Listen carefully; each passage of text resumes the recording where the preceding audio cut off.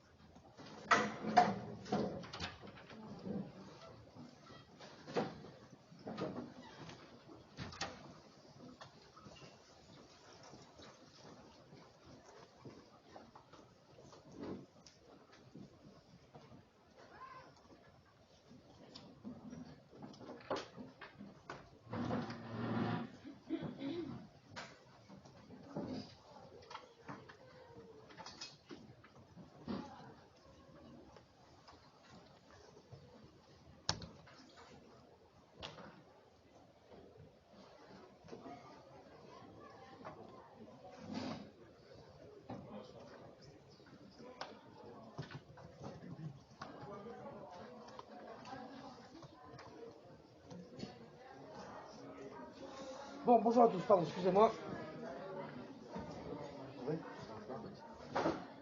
Pensez à fermer les portes quand vous rentrez.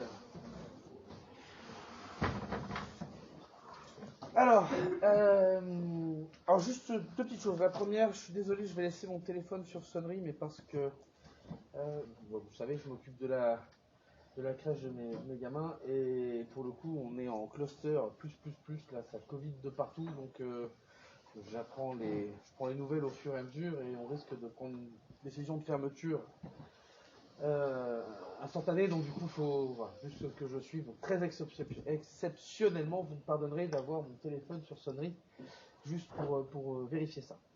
Alors, autre chose, la semaine dernière, du coup, je vous avais dit que je mettrais en ligne le cours Amétis, que j'actualiserais le cours Amétis et que je mettrais en ligne la plaquette. En fait, du coup, je pense que vous avez tous pu récupérer le cours.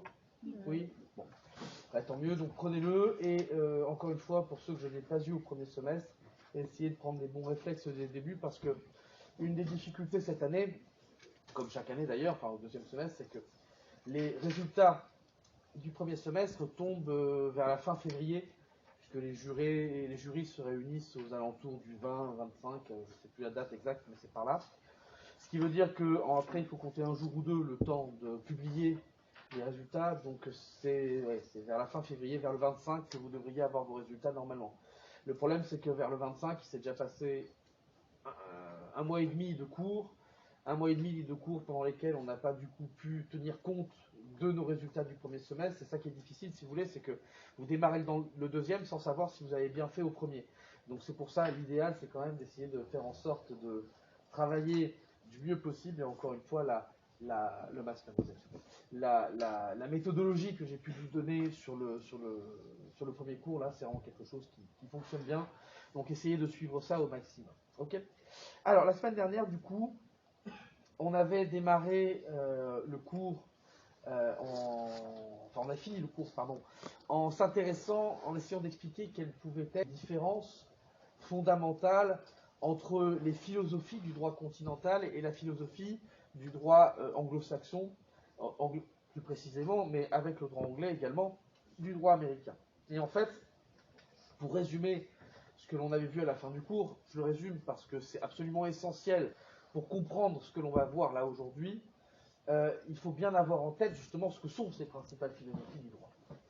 Dans le droit européen d'inspiration romaniste, je vous l'ai dit, déjà le premier point, c'est que l'autorité légitime pour créer le droit, c'est l'autorité politique. C'est-à-dire des gens qui sont élus pour créer des normes. Parce qu'ils nous représentent, on considère qu'ils sont légitimes pour pouvoir créer de la norme qui corresponde à ce que veut la majorité. D'accord ? Ça, c'est le premier point, c'est que c'est une autorité politique qui est à l'origine du droit. Et la deuxième chose, c'est que cette autorité politique, elle va créer des normes qui sont des normes très abstraites, très théoriques. On pose des grands principes. Et derrière, c'est le juge qui, lui, est au contact de la réalité, qui est au contact des situations concrètes. C'est au juge qu'il appartiendra ensuite d'interpréter ces grands principes pour savoir comment les appliquer. On est bien d'accord ? Ça, c'est le droit européen, c'est la philosophie du droit européen. La deuxième philosophie, c'est celle que l'on va trouver dans les systèmes de common law, dans les systèmes anglo-saxons, où là, on a vu pour des raisons historiques, c'est le juge qui est à l'origine du droit. C'est lui qui a créé le droit, qui petit à petit, à chaque fois qu'on lui a donné une situation concrète à juger, a donné une solution particulière pour cette solution concrète. Donc à chaque fait, sa solution. Et en fait, le droit est vu là comme une succession de couches ajoutées par le juge. D'accord ? Donc en fait, la première grande particularité du droit d'inspiration anglo-saxonne, c'est d'abord qu'il s'agit d'un droit qui est créé par le juge. Donc en fait, si on voulait faire une analogie, c'est comme si pour faire une réglementation sur un moteur, on a deux options. Soit c'est le mécano qui fait la réglementation, parce qu'il est au contact du moteur toute la journée, les mains dedans toute la journée, soit c'est l'ingénieur. D'accord ? C'est exactement la même chose. Celui qui a pensé le truc, ou celui qui a les mains dedans. D'accord ? Ben c'est exactement. Ça ne veut pas dire qu'il y a forcément une solution qui est meilleure qu'une autre. Simplement, ce sont deux manières de voir les choses. D'accord ? Eh bien, dans les systèmes anglo-saxons, c'est le juge qui crée le droit. À chaque fois qu'on lui propose de juger quelque chose de nouveau, il donne une solution, et cette solution, elle s'appliquera aux faits identiques. D'accord ? Bien, donc ça, c'est le premier point. Le deuxième point, c'est que du coup, justement, comme le droit en Angleterre et dans les pays anglo-saxons, il est créé à partir de ces faits, à partir de ces situations concrètes, eh bien, le droit là-bas n'est pas du tout quelque chose de théorique. Au contraire, les règles de droit ne sont pas abstraites, ce sont des sommes de solutions concrètes qui constituent le droit, d'accord ? Donc on n'a pas du tout cette vision-là, c'est pas une matière intellectuelle. Et en gros, pour les États-Unis, puisque c'est les États-Unis qui vont nous intéresser là, dans le cadre des modèles de justice constitutionnelle, ce qu'il faut bien avoir en tête, c'est qu'aux États-Unis, le droit n'est jamais pensé indépendamment des faits. Ce qui intéresse, c'est pas le droit en tant que tel d'un point de vue théorique, c'est l'application de la règle de droit dans les faits. C'est ça qui intéresse. On n'arrive jamais aux États-Unis à déconnecter le droit des faits auxquels il s'applique. D'accord ? C'est toujours l'application du droit qui nous intéresse. Alors du coup, aux États-Unis, lorsqu'il va s'agir de juger de la constitutionnalité d'une loi, à votre avis, à quoi est-ce que l'on va s'intéresser ? À la constitutionnalité intrinsèque de la loi ? Est-ce que la loi est, oui ou non, de manière générale, conforme à la Constitution ? Ou est-ce qu'on va s'intéresser à la constitutionnalité de l'application de la loi dans un cas particulier ? À votre avis ? Il y a quelqu'un ? Ouais ? Dans un cas particulier, effectivement. Ce qui va intéresser le juge constitutionnel américain, c'est l'application de la loi dans un cas particulier. Il se fout de la loi en elle-même. Ce qui l'intéresse, c'est est-ce que la loi, dans ce cas-là, qui m'est soumis, est-ce que là, la loi, elle est conforme à la Constitution dans son application. Vous comprenez ? Donc du coup, encore une fois, puisqu'on juge de l'application de la loi dans un cas particulier, on va dire que c'est un contrôle concret, parce qu'il est lié au fait, ce contrôle. D'accord ? On dit que c'est un contrôle concret. Alors, ça, si vous avez compris ça, vous avez compris l'essentiel du modèle américain. Tout le reste va découler de ça. C'est pour ça que j'insistais autant sur cette compréhension des philosophies des deux droits, pour arriver ensuite à être capable de vraiment comprendre tous les enchaînements de pensée qu'il y a avec. D'accord ? Donc du coup, puisqu'il s'agit de juger de l'application de la loi dans un cas particulier, ça veut dire que par définition, la loi doit déjà avoir été appliquée. Si elle a déjà été appliquée, ça veut dire qu'elle est déjà entrée en vigueur. Donc ça veut dire qu'on va juger la loi après son entrée en vigueur. On va la juger a posteriori. D'accord ? Un contrôle a posteriori, c'est un contrôle qui intervient après l'entrée en vigueur de la norme. Contrôle a posteriori. Oui ? On va le faire après. Mais parce que régulièrement, on va aller voir des droits étrangers. Malgré tout, l'objectif, c'est quand même de comprendre ce qui fait un peu l'esprit des différents droits. On n'est plus dans un cours de GSD à proprement parler, on est dans un cours de droit constit, mais il n'empêche qu'on essaye quand même assez régulièrement d'avoir des petits éléments de comparaison. Et pour le coup, le modèle américain de contrôle de justice constitutionnelle, même quand on fait du pur droit français, on le fait quand même parce que le modèle européen et donc français s'est construit en opposition à ce modèle-là. Donc, pour comprendre l'un, il faut comprendre l'autre. Donc du coup, on a un contrôle a posteriori. Là encore, aux États-Unis, il s'agit de contrôler l'application de la loi dans un cas particulier. Donc quand on rend une décision sur la constitutionnalité d'une loi, on rend cette décision uniquement dans ce cas-là. Donc la décision ne vaudra que pour le cas particulier qui est jugé. Ça, c'est ce qu'on appelle une autorité relative de la chose jugée. On parle aussi, c'est ça que je vous demanderai de retenir, d'un effet inter partes. C'est-à-dire que la décision ne vaudra qu'entre les parties au litige. Dans ce cas-là, on a jugé que la loi était conforme à la Constitution, ok.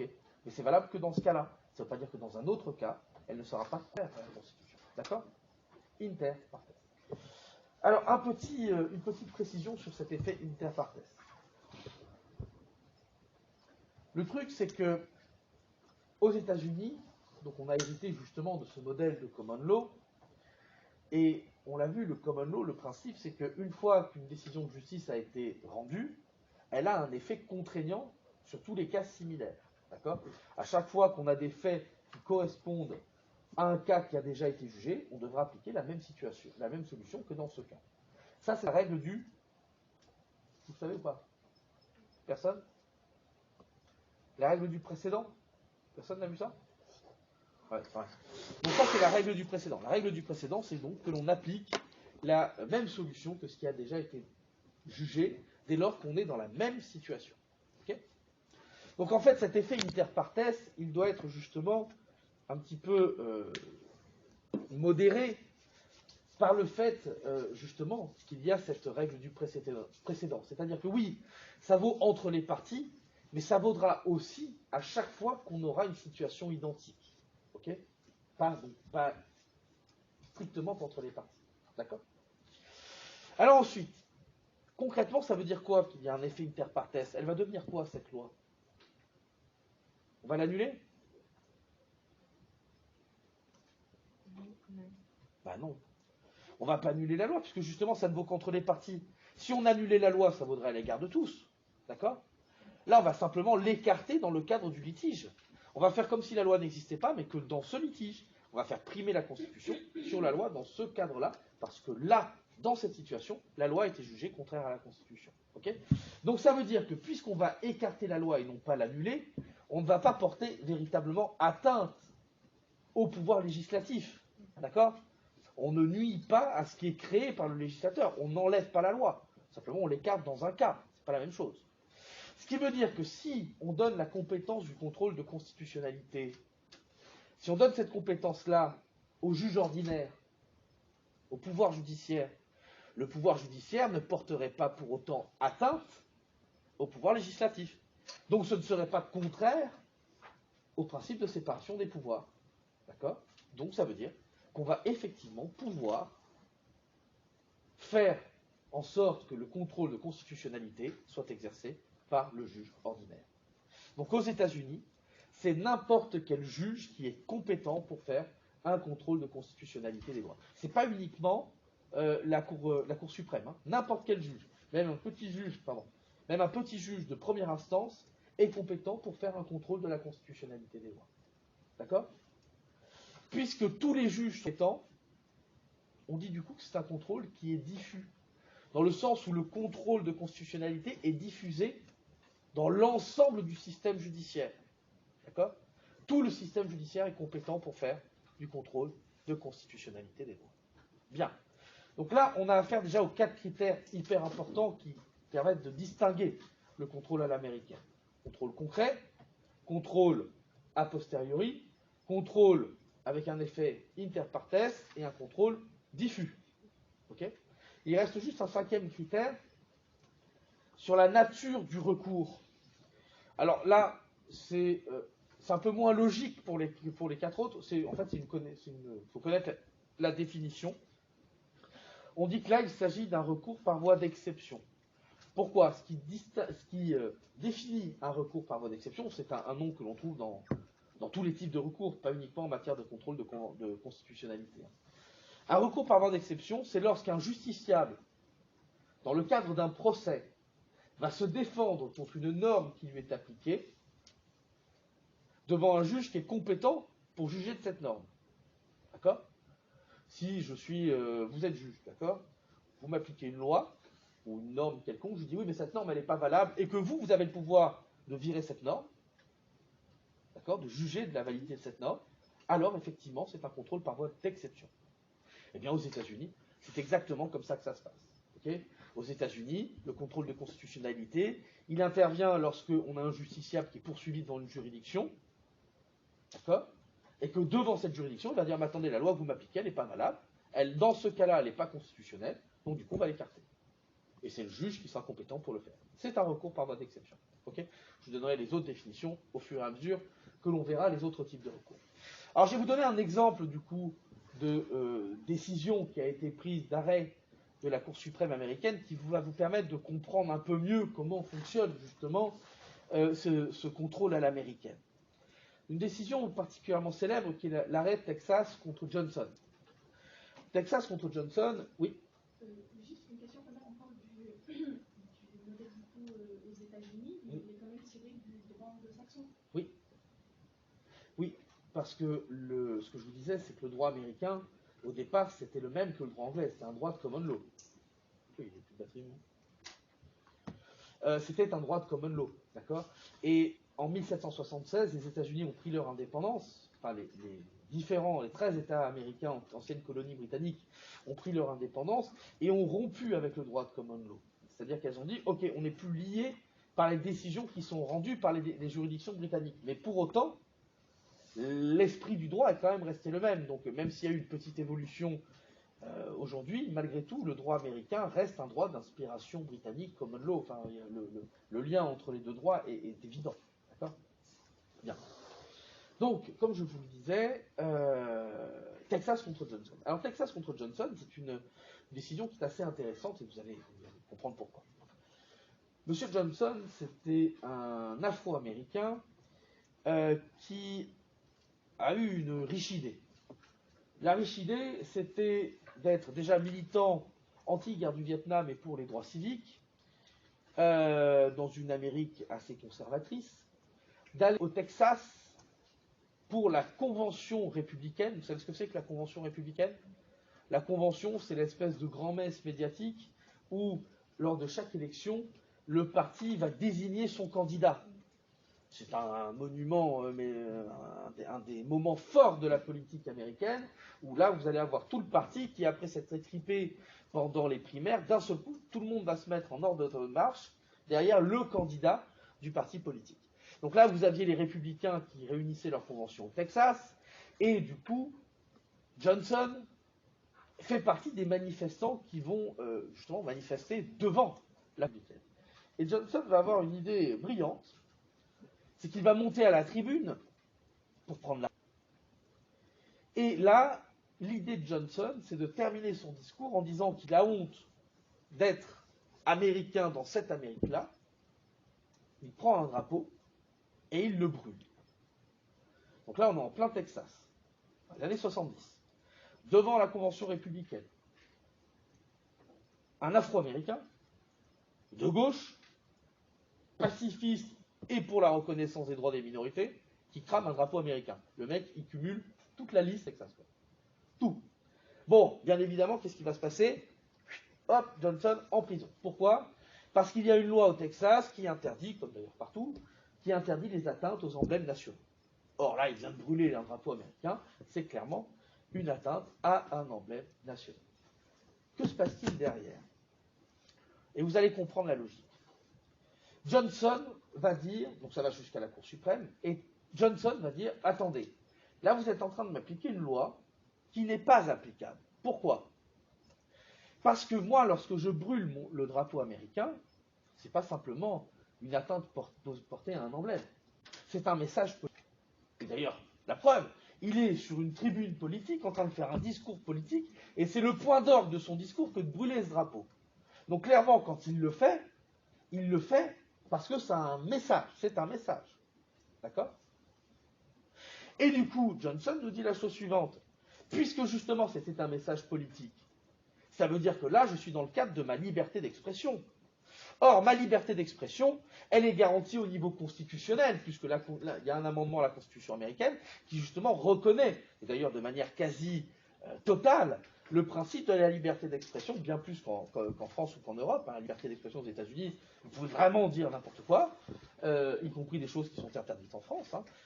Par exemple, des crimes contre l'humanité, etc. En France, c'est interdit. Aux États-Unis, c'est très compliqué. Vous pouvez être négationniste sans aucun problème et sans être condamné aux États-Unis, d'accord?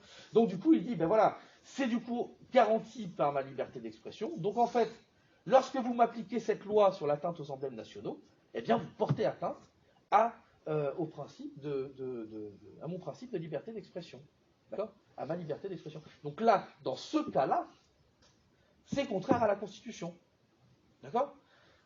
Si je veux, je sais pas, moi, j'ai plus d'allume-feu pour allumer ma cheminée et j'utilise le drapeau américain pour le faire, ou juste, je sais pas, moi, je crame mon truc parce que je sais pas quoi foutre de mes journées, je brûle mon drapeau sans que ça ait aucun sens politique, là, il est bien évident qu'on ne pourrait pas considérer que c'est contraire à la liberté d'expression, parce que c'est pas dans le cadre d'une expression politique, d'accord? Vous comprenez ce que je veux dire?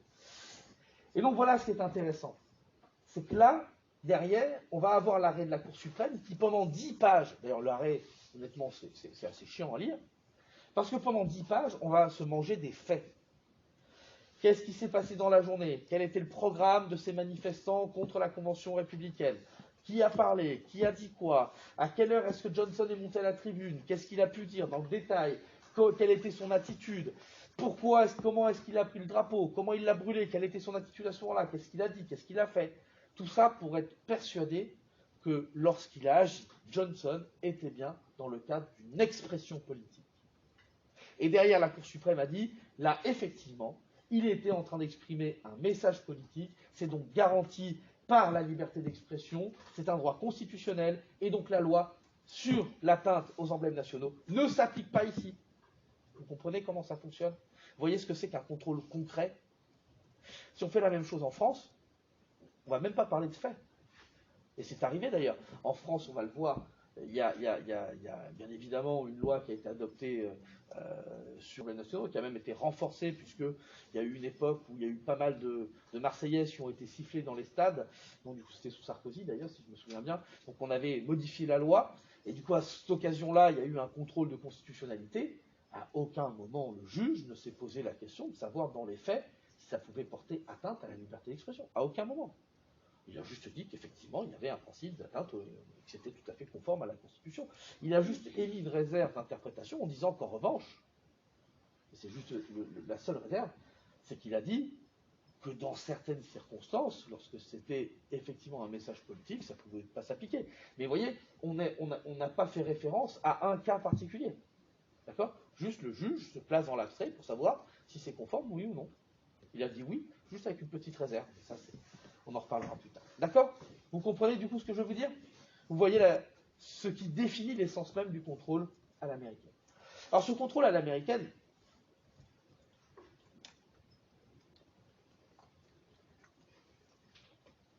pardon, il a fallu que je boive au milieu de la phrase. Ce contrôle à l'américaine, sur le principe, il est très bien. Il est très bien, avec ceci dit, deux petites réserves à faire. La première,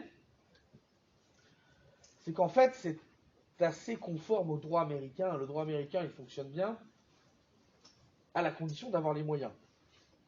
C'est-à-dire que si vous avez, je vais parler un petit peu clairement, si vous avez une quiche comme avocat qui connaît rien, qui comprend rien, et qui n'est pas foutu d'aller chercher le bon précédent, vous risquez de vous faire appliquer une loi qui serait inconstitutionnelle et qui a déjà été jugée inconstitutionnelle dans un cas identique, mais comme votre avocat ne connaît pas le précédent et qu'il n'a pas été capable de le trouver, vous, pour le coup, on va vous l'appliquer. D'accord?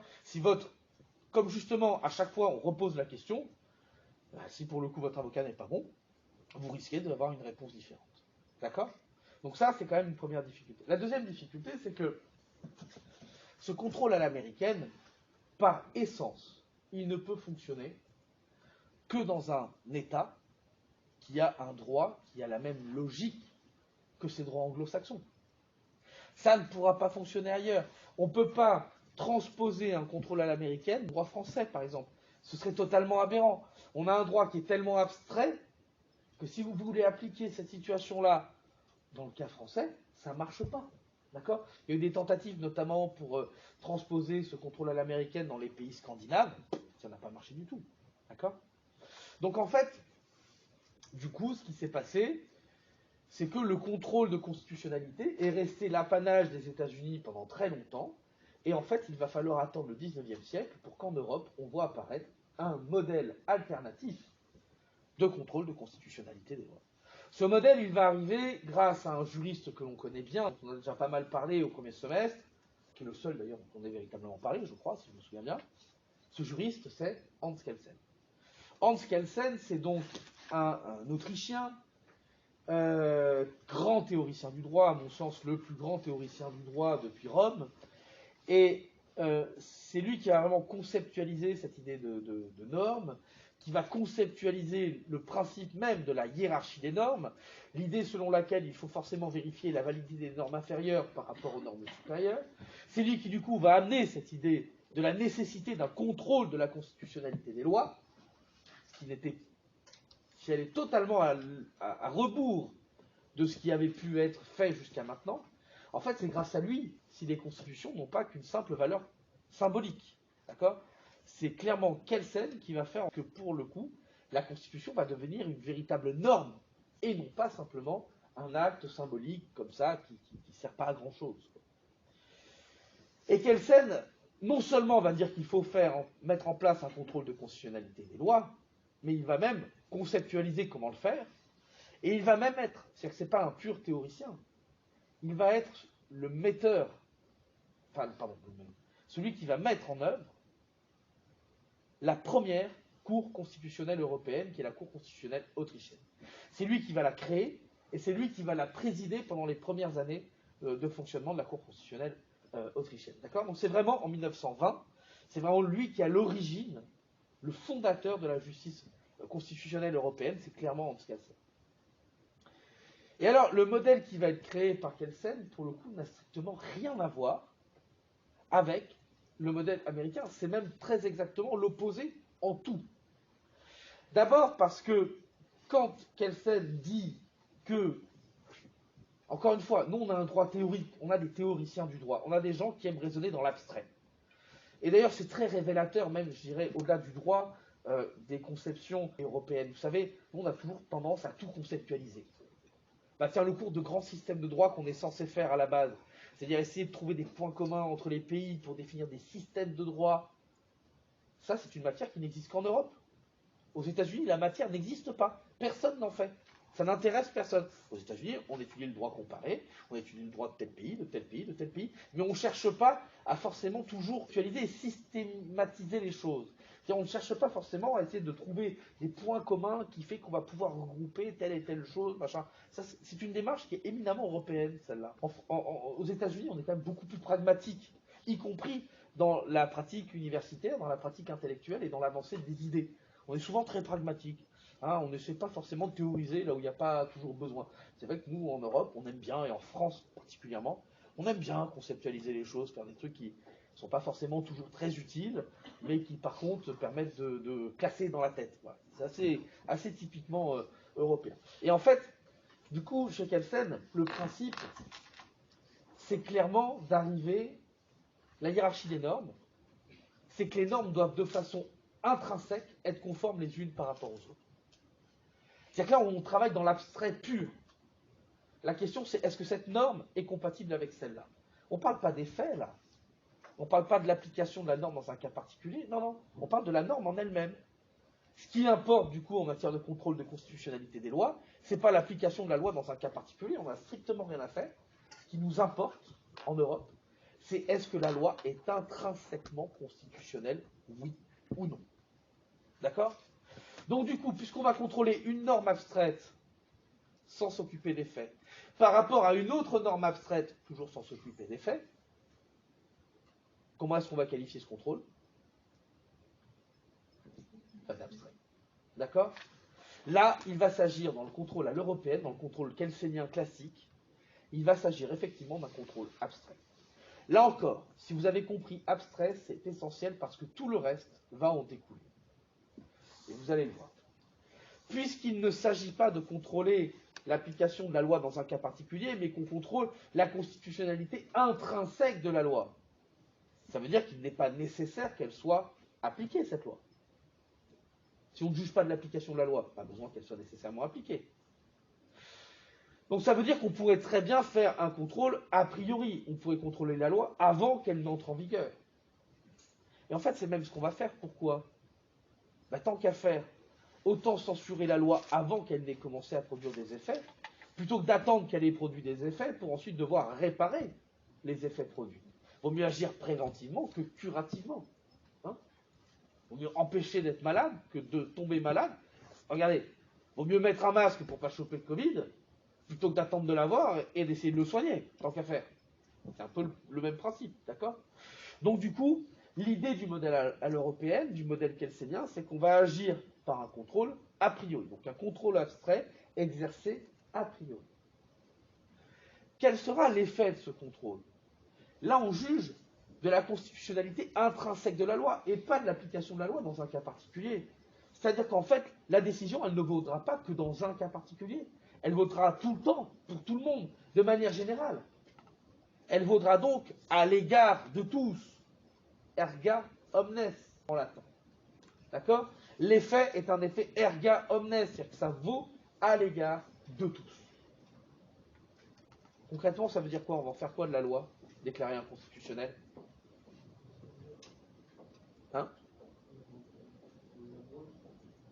On va, alors pour le coup, pas l'abroger puisqu'elle n'est jamais entrée en vigueur, on va l'annuler.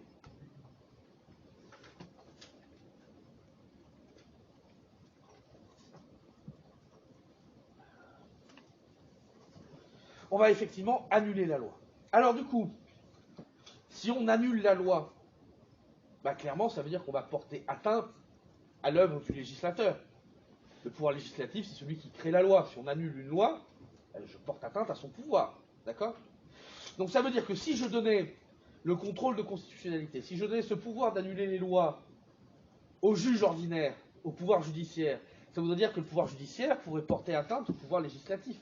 Et ça, ce serait contraire à quel principe? La séparation des pouvoirs. Donc du coup, c'est pas possible. Alors qu'est-ce que l'on va faire? Et c'est là la grande innovation de Kelsen. La grande innovation de Kelsen, ça va être cette idée qui consiste à créer un organe spécifique dont le rôle sera précisément de juger la constitutionnalité des lois. Et cet organe n'appartiendra à aucun des trois pouvoirs. C'est-à-dire qu'on va créer ce que l'on appelle, dans le langage courant, une cour constitutionnelle. Cette cour constitutionnelle n'appartiendra ni au législatif, ni à l'exécutif, ni au judiciaire. C'est un truc à part, d'accord? Et le rôle de cet organe-là sera de pouvoir censurer, effectivement, les lois, d'annuler les lois inconstitutionnelles. Donc je vous l'ai dit, le terme générique c'est Cour constitutionnelle. La Cour constitutionnelle française, on l'appelle comment? Comment elle s'appelle la Cour constitutionnelle française? Le Conseil constitutionnel, exactement. Et donc le Conseil constitutionnel, c'est une Cour constitutionnelle parmi tas d'autres, on peut leur donner plein de noms. Toutes les cours constitutionnelles n'ont pas nécessairement toutes le même nom, bien évidemment. Donc nous, c'est le Conseil constitutionnel. Et à partir du moment où c'est un seul qui effectue le contrôle de constitutionnalité et non pas tous les juges, on dit que le contrôle n'est pas diffus, s'il n'est pas diffus, il est concentré. Ok? Donc je reprends mes 4 premiers critères: abstrait, a priori, erga omnes et concentré.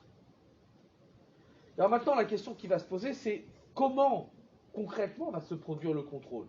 Aux États-Unis, on a vu que c'est un justiciable, donc quelqu'un qui est devant un tribunal, qui se défend contre une loi qu'on lui applique. Là, dans le modèle kelsénien, comment ça se passe? Ça ne peut pas être un justiciable. Pourquoi? C'est un contrôle a priori. Si c'est un contrôle a priori, par définition, il n'y a pas encore de justiciable, puisque la loi n'est pas encore appliquée. D'accord? Donc ça veut dire que le contrôle, ce ne sera pas un moyen de défense, c'est quelqu'un qui va attaquer la loi. C'est quelqu'un qui va prendre l'initiative d'attaquer la loi. Et effectivement, dans le modèle européen, comment ça fonctionne? C'est toujours la même chose. Ce sont des autorités politiques à qui l'on va confier le rôle d'assurer une veille sur la constitutionnalité des lois. Et lorsqu'ils ont un doute sur la constitutionnalité des lois, ils doivent saisir la Cour constitutionnelle.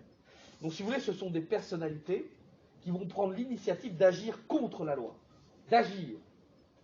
D'accord? Ils prennent l'initiative d'agir. C'est eux qui ont l'initiative de l'action. C'est pour ça qu'on appelle ça un recours par voie d'action. D'accord? Donc, en France, en Europe, dans le modèle classique, c'est un recours par voie d'action. Pour vous donner un exemple, en France, les personnes qui ont le pouvoir de saisir le Conseil constitutionnel sont le président de la République, le Premier ministre, le président de l'Assemblée nationale et le président du Sénat, 60 députés ou 60 sénateurs. Voilà qui est capable de pouvoir déférer, c'est le terme qu'on utilise, déférer une loi à l'examen du Conseil constitutionnel. Oui. Pourquoi il n'y a que 60 députés qui peuvent le faire et pas les 577? Alors, en fait, il en faut 60 au minimum parmi les 577. D'accord? En fait, pourquoi c'est intéressant d'en avoir 60?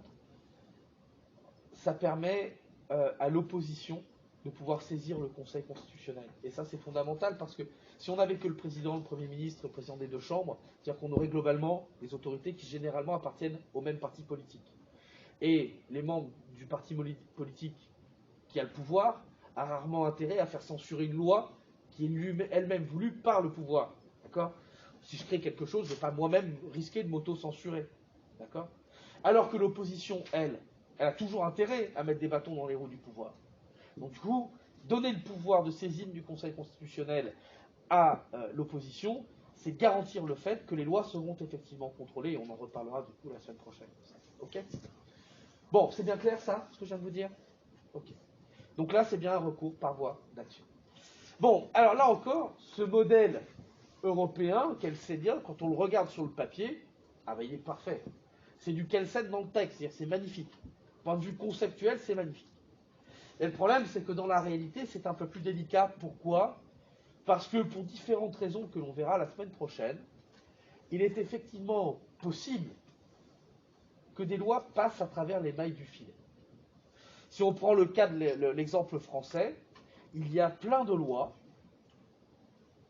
qui sont inconstitutionnelles et qui ont été adoptées malgré tout, soit parce qu'on n'a pas saisi le Conseil, soit parce que, à l'époque où le Conseil a jugé, elles étaient conformes à la Constitution, mais pour des raisons diverses et variées, depuis, elles ne le sont plus.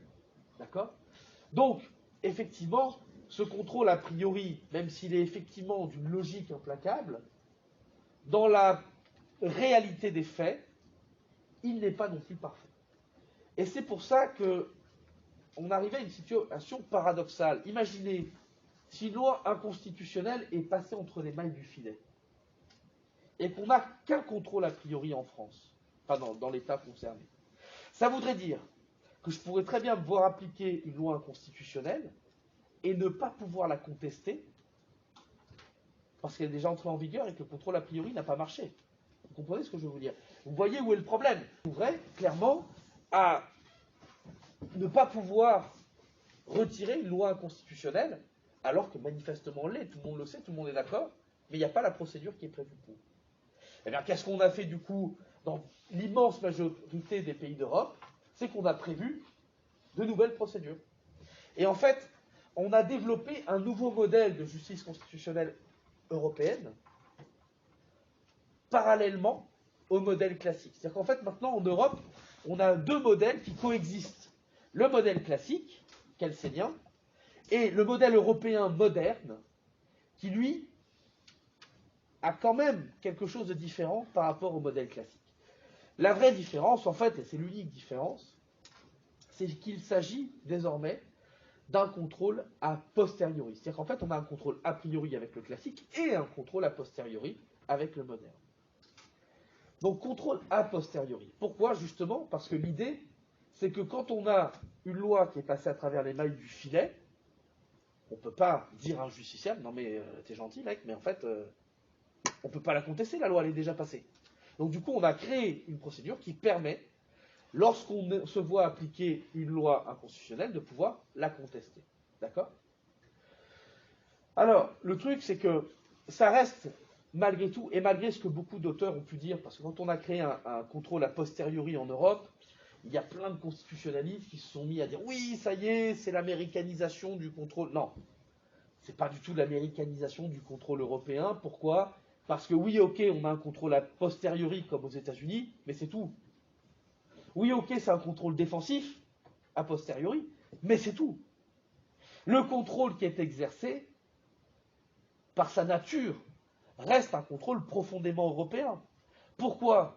Parce que si jamais, imaginons, tiens, je me retrouve dans un stade à siffler la Marseillaise pendant le moment où tout le monde chante la Marseillaise, d'accord? Moi, je suis là, je siffle, ou je prends une corne de brume, enfin bref, je fais un truc quelconque. Voilà. Je suis poursuivi pour ça, d'accord? Devant le tribunal correctionnel pour avoir porté atteinte à l'emblème national qu'est la Marseillaise. Ok. Donc là, je suis poursuivi dans le tribunal correctionnel. Qu'est-ce que je vais faire? Je vais dire, ok, vous voulez me condamner pour ça, mais moi je vous dis que cette loi, elle est contraire à la Constitution. Ok? D'accord? Le tribunal correctionnel, il va pouvoir trancher ce point-là ou pas? Est-ce qu'il est compétent pour dire si c'est conforme ou non à la Constitution? Non. Donc déjà, c'est-à-dire que ce ne sera pas un recours par voie d'exception, puisque le juge n'est pas compétent. Alors qu'est-ce qu'il va faire? Si lui n'est pas compétent, mais il va poser la question au juge compétent. Ça, c'est ce qu'on appelle un mécanisme de question préjudicielle, ou renvoi préjudiciel. C'est-à-dire que le juge devant lequel je suis va renvoyer la question au juge compétent. Il va interrompre le procès, le temps que l'autre se prononce. Une fois que l'autre s'est prononcé, on reprend le cours du procès. D'accord? Ça, c'est un mécanisme de renvoi préjudiciel, de question préjudicielle. Donc là, ce sera un recours dans le contrôle moderne, non plus par voie d'action, non plus par voie d'exception, mais par voie de question préjudicielle. D'accord? Bien, et du coup, je vais me retrouver devant le Conseil constitutionnel. Et là, le Conseil constitutionnel, il va faire quoi? Est-ce que vous pensez qu'il va faire comme dans Johnson, Texas contre Johnson? Est-ce qu'il va regarder dans les faits à quel moment je me suis mis à siffler la Marseillaise, à quel moment j'ai fait ci, à quel moment j'ai fait là? Non, c'est pas son taf, c'est un juge européen. D'accord? C'est un juge européen. Le Conseil constitutionnel, il va faire ce qu'il fait d'habitude. Il va regarder si, effectivement, d'un point de vue général, est-ce que la loi est contraire à la Constitution? Point barre. D'accord? Point barre. Donc ça vous montre bien qu'en fait, même si effectivement ce contrôle moderne, il emprunte un certain nombre de traits au contrôle américain, pour autant, la substance même du contrôle reste la même. Ça reste un contrôle abstrait, ça reste un contrôle doté d'un effet erga omnes, c'est-à-dire que la loi sera abrogée. Là, cette fois, c'est abrogé le terme. Je ne sais plus qui m'avait dit abrogé tout à l'heure. C'est vous? Voilà. Là, cette fois, elle ne sera pas annulée, elle sera abrogée parce qu'elle est déjà entrée en vigueur. Et le contrôle reste un contrôle concentré. Donc on a bien les trois éléments véritablement caractéristiques du modèle européen, ceux qui font la substance même du modèle européen. D'accord? Donc même si effectivement certains ont pu crier, parce que forcément ils poussaient des cris d'orfraie à l'américanisation de la justice constitutionnelle française, pour autant ce n'est pas le cas. On a bien ces éléments distinctifs du contrôle à l'européenne qui sont toujours présentes, malgré le fait que ce soit un contrôle a posteriori désormais. D'accord? Est-ce que c'est bien clair ça? Ok? Je veux vraiment que vous ayez bien compris parce que, encore une fois, ce que j'attends de vous là dans le cadre de ce cours, c'est non seulement de connaître bien évidemment les différents critères d'identification, mais c'est aussi d'être capable de m'expliquer la logique inhérente à ça. Je pourrais très bien dans un QCM vous poser une question sur comment vous dire, vous posez une question sur désolé, je bug des fois en ce moment, c'est l'enfer. Vous posez une question sur les différents critères, mais où la faute ne serait pas sur la définition du critère, mais sur ce qui justifie que l'on passe de l'un à l'autre. D'accord? Donc j'attends de vous vraiment que vous maîtrisiez le raisonnement qu'il y a dans cette partie-là de manière très précise. D'accord? Et là, pour le coup, si vous n'avez pas compris, vous ne retiendrez jamais tout ça. Donc c'est vraiment une question de compréhension. Et vous avez vu que quand on se pose les bons trucs, c'est facile à comprendre. Si on a compris cette histoire de philosophie des deux systèmes de droit, derrière, tout le reste est logique et cohérent. D'accord? Ça coule de source. Ok? Bon, alors maintenant, on va s'intéresser à la justice constitutionnelle française. Okay? Alors pour le coup, la justice constitutionnelle française, elle est apparue assez récemment, puisqu'elle date de 1958. Avant 1958, on était caractérisé par ce que l'on appelle le légicentrisme, c'est-à-dire que la norme qui était considérée comme la plus importante était la loi, la Constitution n'ayant qu'un rôle purement symbolique. D'accord? Ça, c'était valable jusqu'en 1958.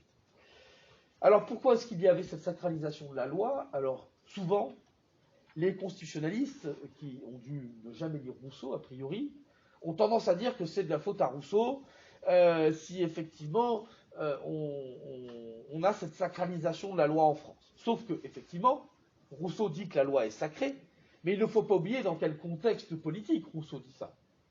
Rousseau parle de la sacralisation de la loi dans un système de démocratie directe.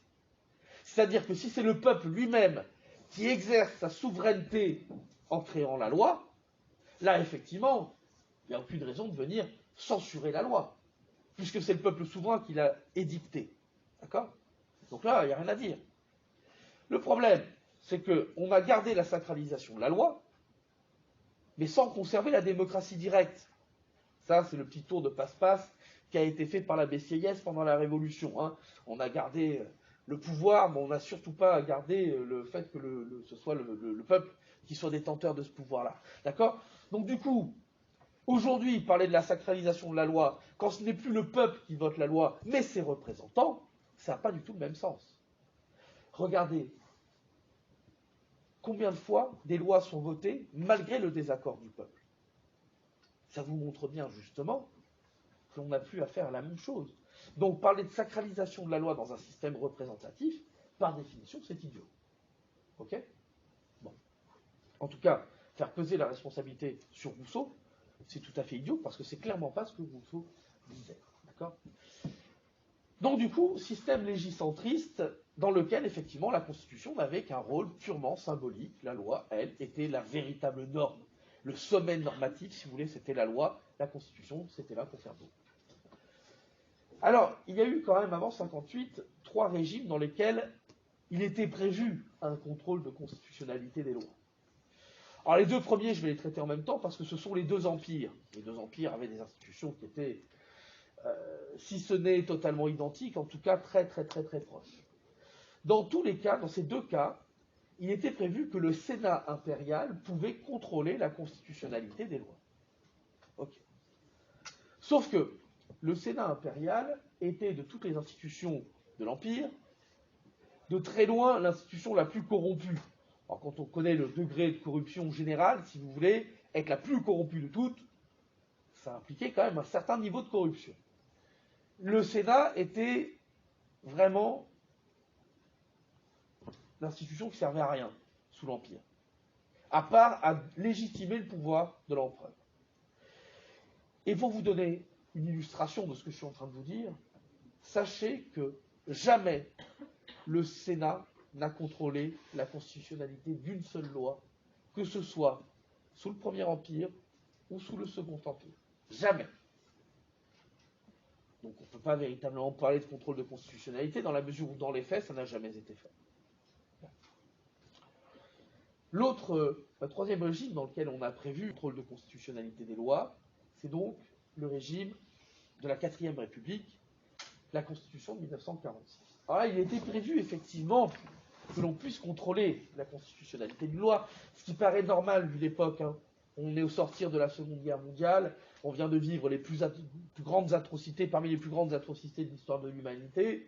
Par définition, à ce moment-là, d'un seul coup, on va dire en fait, c'est peut-être pas con de proclamer des droits que l'on va garantir au plus haut niveau et faire en sorte que ces droits ne puissent pas être modifiés, qu'on ne puisse pas y porter atteinte. Même la loi ne pourra pas y porter atteinte. D'accord? On essaie de garantir le respect des droits humains après la Seconde Guerre mondiale. Donc en 1946, on prévoit ça. Sauf que, écoutez bien, c'est magnifique, qu'est-ce qu'on fait quand une loi est déclarée inconstitutionnelle?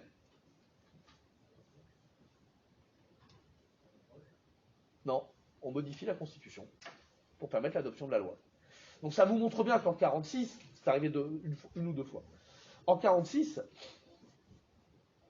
on n'était pas encore sorti du légicentrisme. On avait toujours cette idée que la loi elle était sacrée et qu'on ne pouvait pas aller à l'encontre de la loi, pas même la Constitution. On préférait modifier la Constitution plutôt que d'empêcher l'adoption de la loi. C'est quand même très révélateur de cette conception de l'époque. Oui. Du coup, on peut modifier la Constitution comme on voulait. Alors, pas comme on voulait, mais il fallait suivre la procédure. Ouais. Et donc, ça vous montre quoi? Ça vous montre justement que ce légicentrisme était ultra dominant à l'époque. Et en fait, ce qui va mettre un terme au légicentrisme, c'est l'arrivée de De Gaulle. Pourquoi? Parce que le légicentrisme, c'est quand même cette idée selon laquelle le Parlement est souverain. Et De Gaulle, lui, ça tombe bien parce que le Parlement, il ne peut pas le blairer. De Gaulle est un anti-troisième et un anti-quatrième République. De Gaulle ne supporte pas que le pouvoir puisse être exercé dans les assemblées. De Gaulle, c'est un militaire, ce que je vous disais la dernière fois, c'est un pouvoir de commandement clair, il veut un chef, quelqu'un qui décide, et les parlementaires, le problème c'est qu'ils sont toujours divisés, il y a des logiques de parti, ils s'opposent les uns aux autres, bref, ça discute, c'est pas forcément toujours un pouvoir ultra efficace. De Gaulle veut un pouvoir efficace. S'il est moins démocratique, c'est pas grave, ce qu'il veut c'est que ce soit efficace. Et donc De Gaulle, ce qu'il veut faire, c'est retirer le pouvoir du législatif pour le donner à l'exécutif.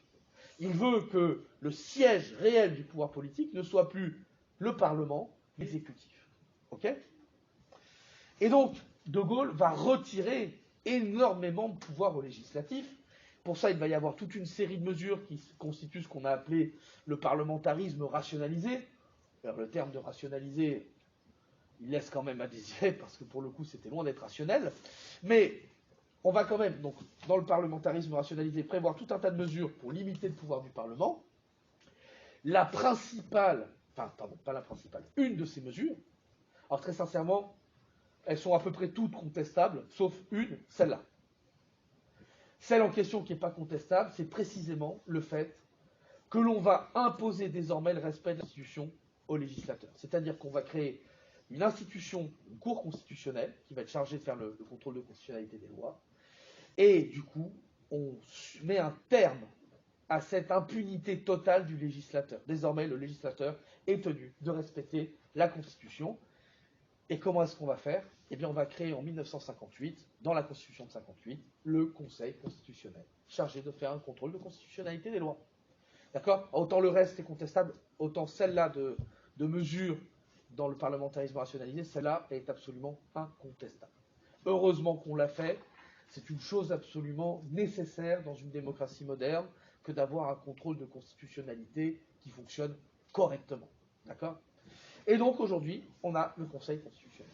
Alors le Conseil constitutionnel, juste une petite date intéressante, c'est qu'effectivement il a été prévu par la Constitution du 4 octobre 1958, mais il a ensuite été créé dans les faits que le 5 mars 1959, le temps de trouver des locaux, des machins, des ci, des là, de désigner tout le monde, de recruter du personnel administratif pour faire tourner l'institution, etc., etc. Bref, d'acheter des ramettes de papier, enfin vous voyez ce que je veux dire, le temps de le mettre en place concrètement, il a fallu attendre le 5 mars 1959.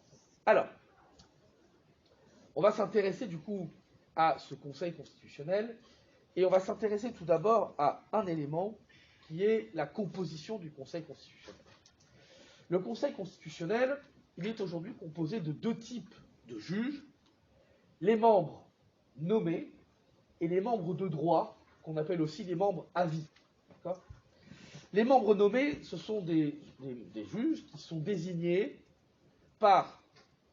Il y a 9 juges nommés, 9 membres nommés. Il y en a 3 qui sont désignés par le président de la République, 3 désignés par le président du Sénat, 3 désignés par le président de l'Assemblée nationale. Ils sont nommés pour 9 ans et c'est renouvelé par tiers tous les 3 ans. C'est-à-dire tous les 3 ans, il y en a 3 qui partent et qui sont renommés, et 3 nouveaux qui sont renommés. Donc en fait, chaque autorité de nomination, président, président de l'Assemblée nationale et président du Sénat, chacun nomme un membre tous les 3 ans. 3 ans après, c'est 3 autres, 3 ans après, c'est 3 autres, etc. etc. D'accord ? Autre point sur les membres nommés, c'est que c'est le président de la République qui va désigner qui est le président du Conseil constitutionnel. Là. Donc ça, ce sont les membres nommés. Ensuite, les membres à vie, les membres de droit. Alors les membres de droit, ce sont, comme leur nom l'indique, des gens qui vont de droit être membres du Conseil constitutionnel. C'est-à-dire qu'il n'y a rien à faire, il n'y a pas besoin de les nommer, les ci, les là. Par définition, ils seront membres du Conseil constitutionnel. Qui sont les membres de droit ? Ce sont les anciens présidents de la République. Dès lors qu'un président de la République a cessé ses fonctions depuis, je crois que c'est 1 mois, il entre de fait au Conseil constitutionnel. Il peut refuser d'y siéger, hein. Mais en tout cas, lui, il n'y a rien à faire pour qu'il ait le droit d'y aller.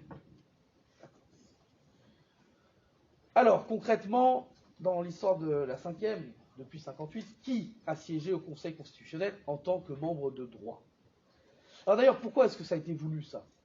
c'est quand même bizarre que les anciens présidents soient d'office membres du Conseil. Quelle est la justification? En fait, c'est De Gaulle qui l'a voulu, et il l'a voulu parce qu'il regrette le fait que les anciens présidents de la 3e et de la 4e, une fois qu'ils avaient terminé leur fonction, avaient tendance à sombrer dans l'oubli le plus complet. Pourquoi? Parce que le président de la République sous la 3e ou sous la 4e, c'était un rôle symbolique. En fait, il n'y avait aucun véritable pouvoir. Comme disait De Gaulle, le président il inaugure les chrysanthèmes. En gros, ça veut dire qu'il va aux cérémonies officielles, il met les couronnes de fleurs et puis il s'en va. Le seul véritable rôle d'un président de la République sous la 3e, sous la 4e, comme dans n'importe quel régime parlementaire dans le monde, ceci, c'est rien d'anormal, c'est de nommer le Premier ministre, c'est de nommer le chef du gouvernement. En dehors de ça, on est là juste pour la représentation symbolique de l'État. D'accord? Donc du coup, De Gaulle regrettait déjà ce rôle purement symbolique, et il regrettait aussi que les présidents, du coup, aient tendance un peu à sombrer dans l'oubli. Donc du coup, il s'est dit, tiens, on va leur faire une belle maison de retraite à nos anciens présidents, on va les foutre au Conseil constitutionnel. C'est ça l'idée de base. C'est pour ça qu'il a voulu les mettre là. Et alors du coup, effectivement, nos deux anciens présidents de la 4e République, René Coty et Vincent Auriol, tous les deux ont siégé au Conseil constitutionnel. De Gaulle, à votre avis, est-ce qu'il a siégé au Conseil? Donc là, je prends les présidents dans l'ordre. Est-ce que De Gaulle a siégé au Conseil constitutionnel? Non, je crois pas. Effectivement, non, et pour une raison très simple. Il y a deux raisons à ça. La première, c'est qu'il a quand même un ego surdimensionné. Parce qu'il le trouvait nécessaire pour les autres, autant vous dire que lui, il n'en avait pas besoin. Et effectivement, ce qui fait que De Gaulle restera dans l'histoire, c'est certainement pas le fait qu'il ait pu siéger ou non au Conseil constitutionnel. La deuxième chose, c'est que De Gaulle, effectivement, a quitté le pouvoir dans des conditions assez difficiles pour lui, puisqu'il a fait un mauvais calcul politique. De Gaulle n'arrivait pas à penser que les Français puissent ne pas l'aimer, en tout cas être une majorité à ne pas l'aimer. C'est un impensable pour lui. Et du coup, De Gaulle, lorsqu'en 69, il perd son référendum, précisément parce que les Français, depuis mai 68, n'ont pas réussi à réadhérer au projet gaulliste, et bien du coup, De Gaulle le vit très mal. Et je vous l'ai dit, en dehors du fait d'être allé voir Franco pour dire qu'il regrettait de ne pas l'avoir vu avant, il n'a fait plus aucune déclaration publique à ce moment-là. Il s'est enterré chez lui pour rédiger ses mémoires de guerre. C'est tout. D'accord? Donc De Gaulle, dans ces conditions, effectivement, n'a plus jamais voulu participer à quoi que ce soit de public, et encore moins siéger au Conseil constitutionnel. Oui. Est-ce qu'un ancien président peut quand même siéger au Conseil, même en ayant des soucis avec la loi, par exemple? Ah ben on va y venir. Parce que c'est pas quelque chose de rare. Donc effectivement, De Gaulle refuse d'y aller. Pompidou, à votre avis, est-ce qu'il a pu siéger en tant qu'ancien président de la République? Ben non, il n'a jamais été ancien président de la République. Il est mort pendant son mandat. Donc par définition, il n'a jamais eu l'occasion d'être membre du Conseil constitutionnel. Ensuite, Giscard. Giscard, oui. Il a été membre du Conseil constitutionnel avec une particularité, c'est que Giscard, alors vous savez tous qu'il a perdu l'élection présidentielle de 81, ce qui a donné cette scène d'un moment de télévision absolument génial, où vous le voyez comme ça, sur son bureau, enfin dire au revoir. Il se lève, il s'en va. Et alors quand il marche pour aller jusqu'à la porte, ça dure 10 minutes, on a l'impression. C'est long, ça en peut plus. La scène était tellement ridicule, si vous voulez, que du coup c'est resté dans les mémoires. Mais il n'en demeure pas moins que Giscard, après avoir perdu l'élection présidentielle de 81, est redevenu député. Ce qui est rare qu'un président redevienne parlementaire. Ça paraît un petit peu redescendre de PDG à ouvrier, mais pour autant, c'est un peu ce qui s'est passé malgré tout. Et jusqu'en 2001, il est resté parlementaire, ce qui fait qu'il n'a pas pu être membre du Conseil, puisqu'on ne peut pas être à la fois créateur de la loi et contrôleur de la loi. D'accord? Donc du coup, Giscard a dû attendre 2001 de ne plus avoir de mandat parlementaire pour pouvoir siéger au Conseil constitutionnel. Mais lorsque ça a été le cas, pas de problème, il a pu y siéger. Et il y a siégé quasiment jusqu'à sa mort. Okay? Ensuite, après Giscard, qui on a comme président? Mitterrand, effectivement. Alors Mitterrand, Mitterrand, c'est un peu comme De Gaulle. Mitterrand, c'est le deuxième mythe de la Ve République. Vous avez De Gaulle et Mitterrand à peu près sur un pied d'égalité en termes de charisme, de personnage central. Et si vous voulez, Mitterrand a le même ego surdimensionné que De Gaulle. Mais clairement, Mitterrand ne va pas s'abaisser à être un vulgaire membre du Conseil constitutionnel quand c'est Mitterrand. D'accord? Et dans le même temps, il y a cette première raison qui, à mon avis, est évidente, mais dans le même temps, il y a aussi une raison tristement pragmatique, c'est que Mitterrand, depuis la fin de son premier mandat, est malade d'un cancer. Et derrière, il va se faire un deuxième mandat en entier. 7 ans, tout en luttant contre un cancer.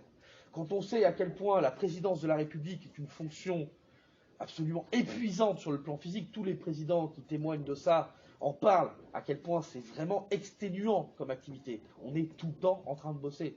Tout le temps. Ce sont des gens qui dorment 4 heures et qui, le reste du temps, bossent. Un président de la République, c'est ça. Tout le temps. Il n'y a pas de vacances, il n'y a pas de machin, il n'y a rien. C'est tout le temps. Imaginez ça en ayant un cancer. Et un cancer dur. Je ne sais même pas, sincèrement, comment il a pu tenir physiquement pendant tout son mandat. Et derrière, quand il a terminé son second mandat, il est mort quelques mois après, et pour le coup, il était tellement exténué et à bout de force que de toute façon, je pense qu'il à prendre la voiture pour aller jusqu'au Conseil constitutionnel, il serait mort au premier tour.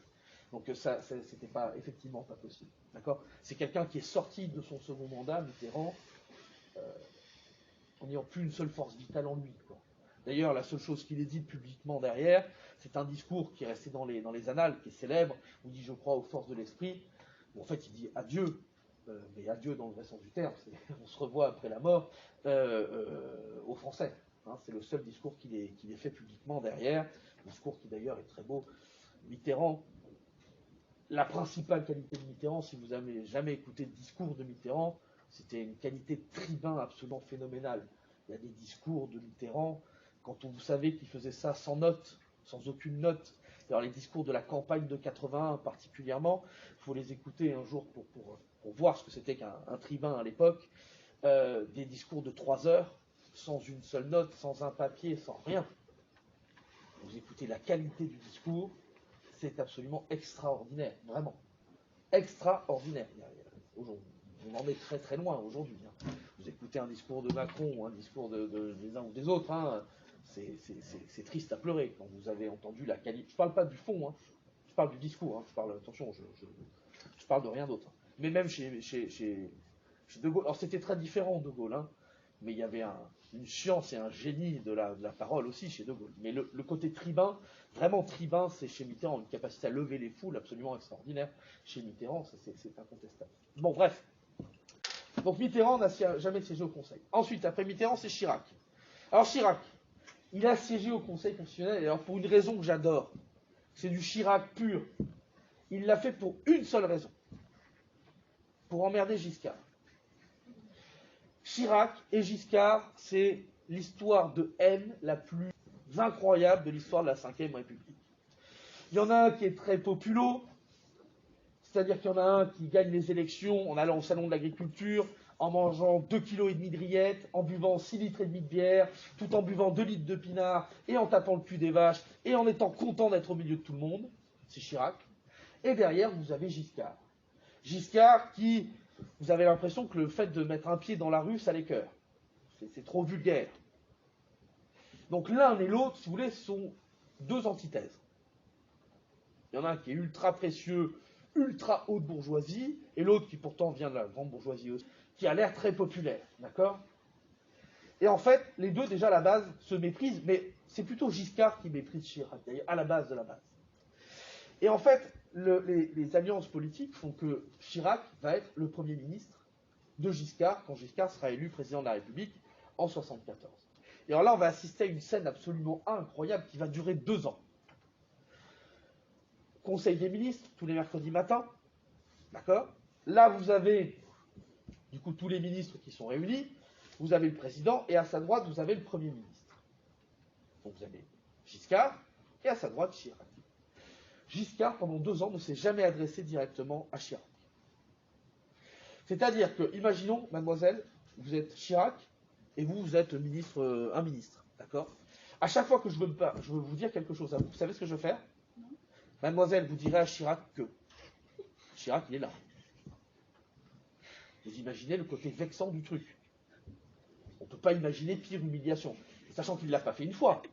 Il l'a fait pendant 2 ans. L'autre, il en bouffait son chapeau, quoi. Il n'en pouvait plus. Il avait envie de le tuer. D'accord ? Sachant que Chirac, du coup, pour se venger, c'est lui qui a fait perdre l'élection de 81 à Giscard.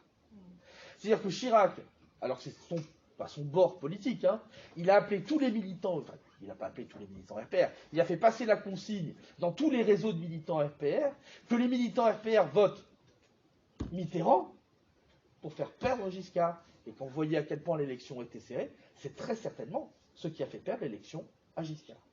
D'accord? Bon bref, vous avez compris, les deux ne s'aimaient pas.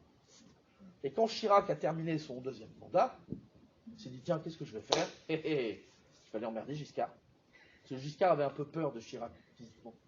Et en fait, vous aviez des scènes surréalistes au Conseil constitutionnel. Le matin, vous aviez Giscard qui arrivait avec son petit chauffeur, tac, tac, tac, tranquille, il allait pour bosser au Conseil. Hein. Celui, il aimait bien ça, en plus. Du coup, quand Chirac apprenait que Giscard arrive au Conseil, qu'est-ce qu'il faisait? Ben, il y allait. Du coup, Giscard partait. Et une fois qu'il était reparti, ben, Chirac repartait. Et ça durait des années. Vous imaginez le truc, l'ambiance cours d'école, quoi. C'est fou, quand même. Hein. Mais bon, bref. Et alors, ce qui s'est passé, c'est que Chirac a quand même cessé de pouvoir siéger au Conseil constitutionnel parce qu'il s'est passé un tout petit événement en 2011, de mémoire, je ne sais plus, là, à un an près, je ne sais plus, mais je crois que c'est 2011.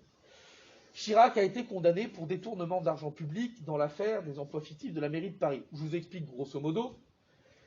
Chirac a fait recruter des membres du RPR, donc de son parti politique, par la mairie de Paris, qui étaient donc payés par les impôts des Parisiens. Ces gens-là n'ont jamais travaillé pour la mairie de Paris. Ils travaillaient pour le RPR, et plus précisément pour la campagne électorale de Chirac. Ça s'appelle du détournement d'argent public, ça s'appelle voler de l'argent qui est payé par les impôts. D'accord? C'est très grave, hein, d'ailleurs, soit dit en passant. Et Chirac va être condamné justement à ce moment-là. Il se trouve que le principal moyen de défense, donc il n'a pas été exclu du Conseil constitutionnel, hein, à aucun endroit il est écrit qu'on ne doit pas être poursuivi, hein, ni même qu'on ne doit pas avoir été condamné. Et il se trouve que Chirac, quand même, a axé toute sa défense sur le fait qu'il était atteint d'une démence dégénérative. C'est-à-dire qu'en gros, il avait une maladie type Alzheimer qui faisait qu'il n'était plus capable de se défendre parce qu'il ne se souvenait plus. J'adore. Et alors, derrière, par définition, à partir du moment où son moyen de défense c'était ça pour tout le procès, il ne pouvait pas derrière retourner au Conseil constitutionnel en disant, bon alors, je suis trop atteint d'un point de vue cérébral pour pouvoir être jugé, par contre, pour pouvoir être juge constitutionnel, pas de problème. Ça passait pas. Donc effectivement, il a dû se mettre en retrait du Conseil constitutionnel, et il a cessé d'y siéger.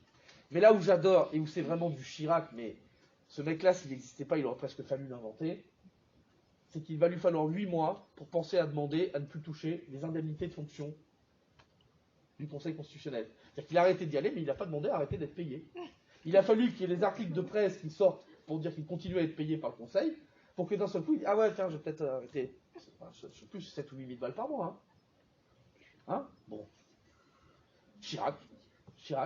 Le mec est un escroc, mais son génie, c'est d'arriver à être un escroc et d'arriver à être sympathique en même temps.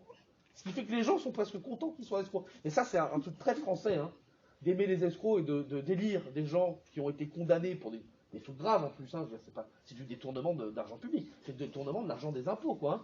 C'est quand même incroyable. Ça, c'est très français. Vous allez dans des pays normaux, un type qui a fait ça, c'est terminé. Sa carrière politique est définitivement terminée. Nous, il y a une espèce de prime. On a l'impression que celui qui n'a pas été condamné, c'est presque une tare, quoi. Hein, par rapport aux autres. Ah, tiens, moi, j'ai eu un bon procès. Ah, ben ça, c'est bien. Voilà. Regardez Sarkozy. Pourtant, d'un point de vue condamnation, on peut difficilement faire mieux.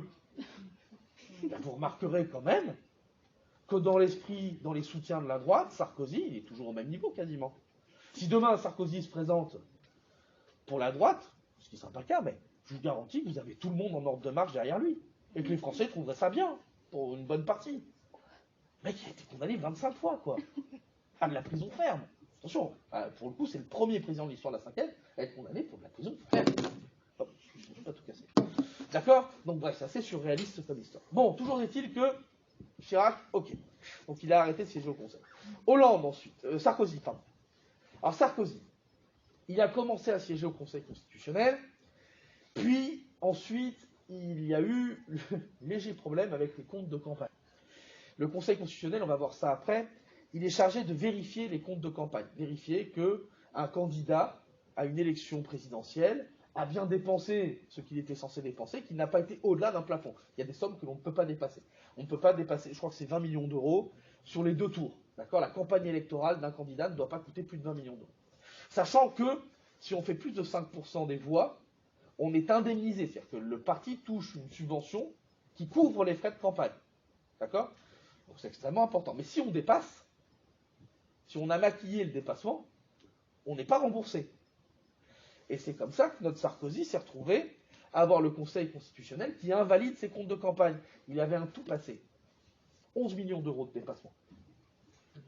L'affaire Big Malion, tous ces machins-là, c'est ça, c'est tout un système de fausses factures pour arriver à maquiller les comptes de campagne pour faire croire qu'il était resté dans les 20 millions, alors qu'en réalité, on était à 31 millions de dépenses.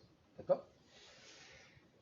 Et je finis ça et après je vous fais une petite parenthèse là-dessus.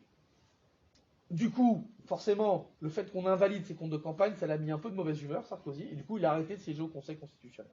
Okay ? Alors, je reviens sur cette histoire des 11 millions d'euros de dépassement. Ce qui s'est passé, du coup, c'est qu'il y a eu derrière, donc il n'y a pas eu les subventions correspondantes, c'est-à-dire qu'il n'a pas pu toucher toutes les subventions qu'il avait prévues. Sachant qu'en fait, je vous explique comment ça se passe, les finances d'une campagne électorale.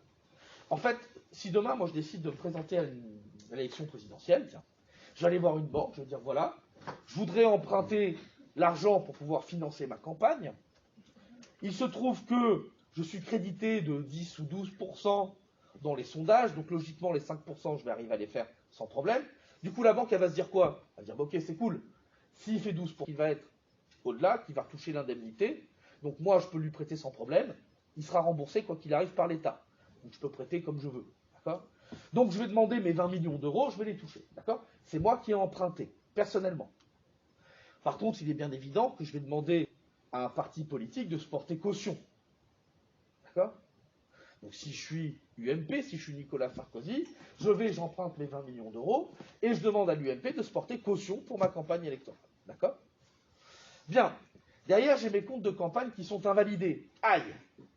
Je ne vais pas être remboursé, du coup. Je ne vais pas être indemnisé, je ne vais pas toucher la subvention de l'État. Ça veut dire quoi ? C'est-à-dire que j'ai emprunté 20 millions d'euros, là-dessus, il y a 9 millions qui ne sont pas indemnisés. C'est 9 millions que je dois, moi, à titre personnel. D'accord ? Là-dessus, effectivement, l'UMP est caution, donc ça veut dire que si moi je ne peux pas payer, l'UMP devra payer. Sauf que Nicolas Sarkozy et Carla Bruni, à eux deux, je vous garantis que les 9 millions d'euros, c'est pas trop une difficulté. Ils les ont. Hein. Surtout quand vous savez je crois qu'ils faisaient payer 1 million d'euros la conférence à l'étranger, donc enfin, il n'y avait pas de problème. Hein, oui. Ouais. Ouais. Bah non.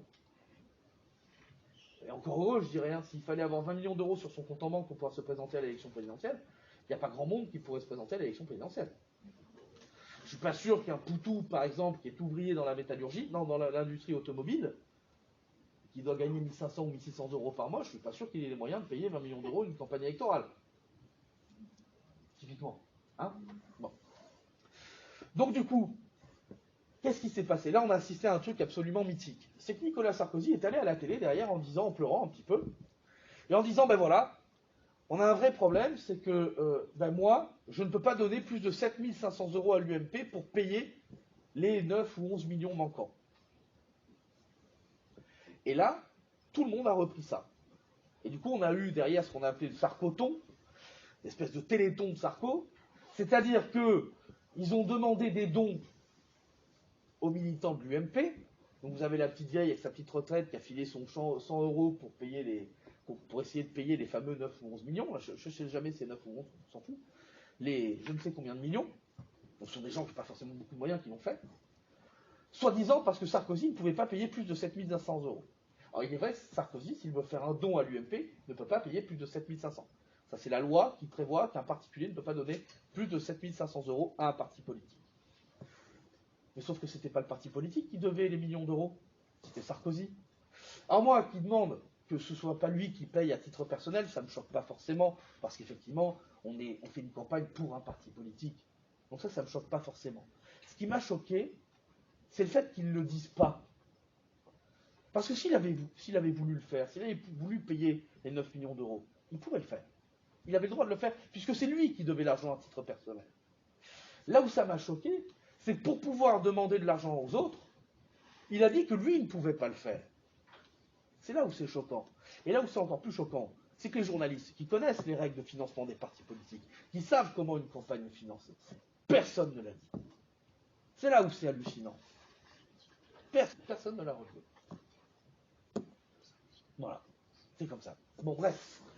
Donc Sarkozy, ne siège plus au Conseil constitutionnel depuis. Et Hollande, alors Hollande, pour le coup, lui, il avait dit très clairement qu'il voulait supprimer la présence des anciens présidents de la République. Donc du coup, par définition, il n'a jamais siégé au Conseil constitutionnel depuis qu'il a cessé ses fonctions. Alors,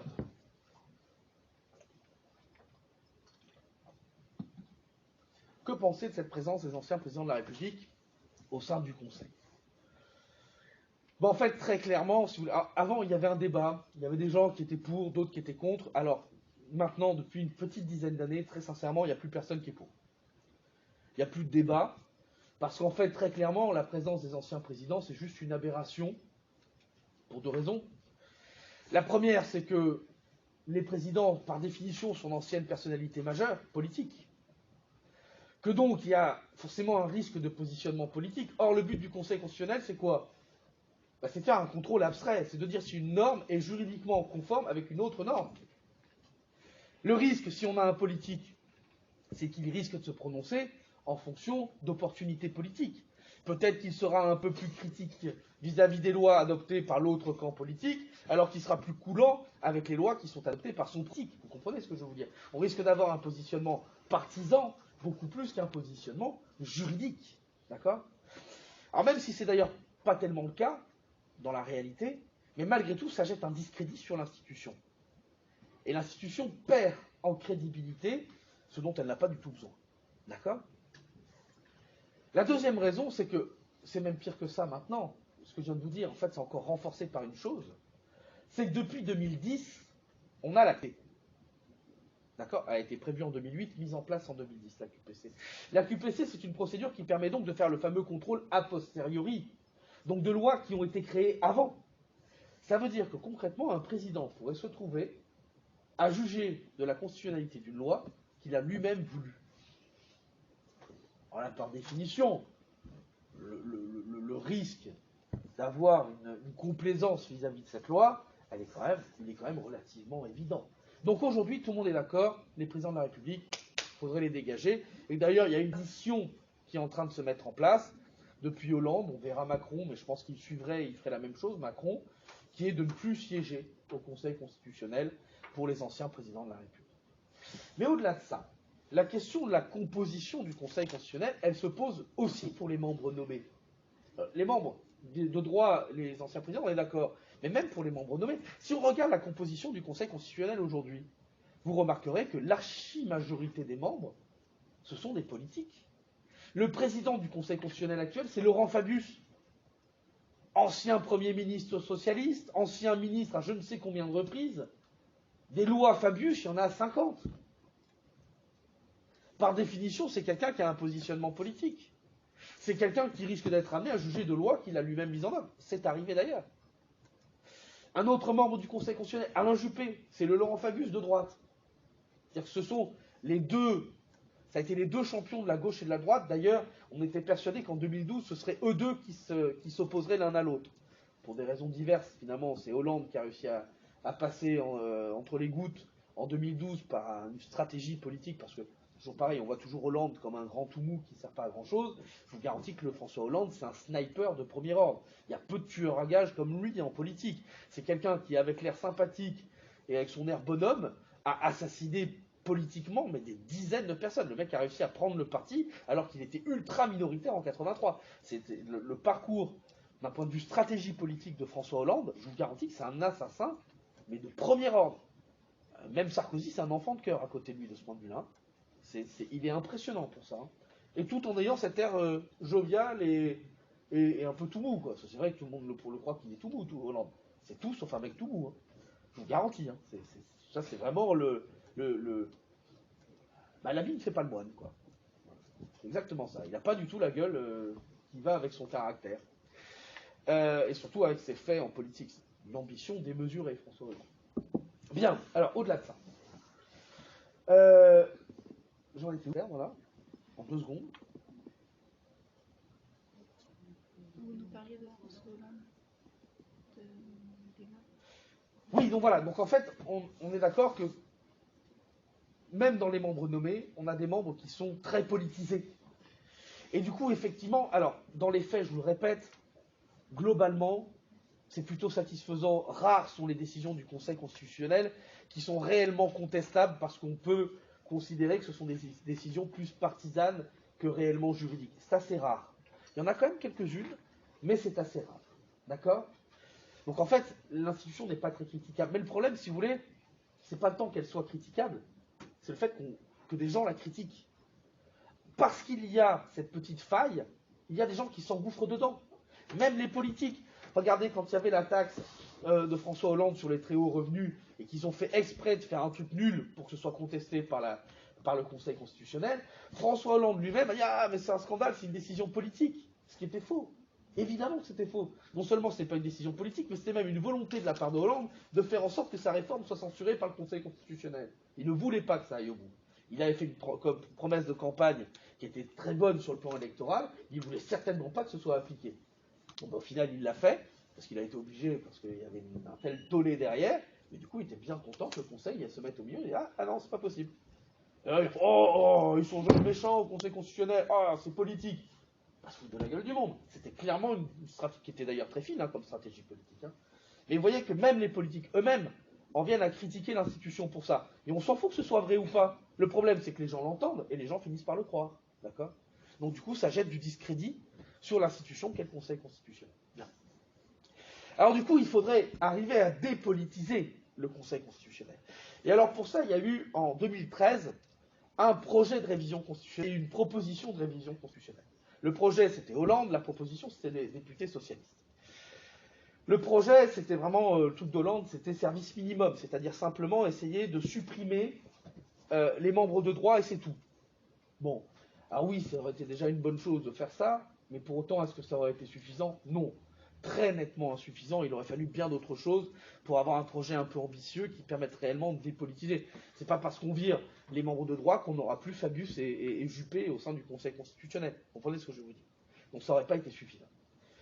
Le deuxième, par contre, la proposition, celle qui émanait des députés socialistes, alors socialistes, pourtant, c'est pas la question, mais là, pour le coup, on avait un truc qui était vraiment bien.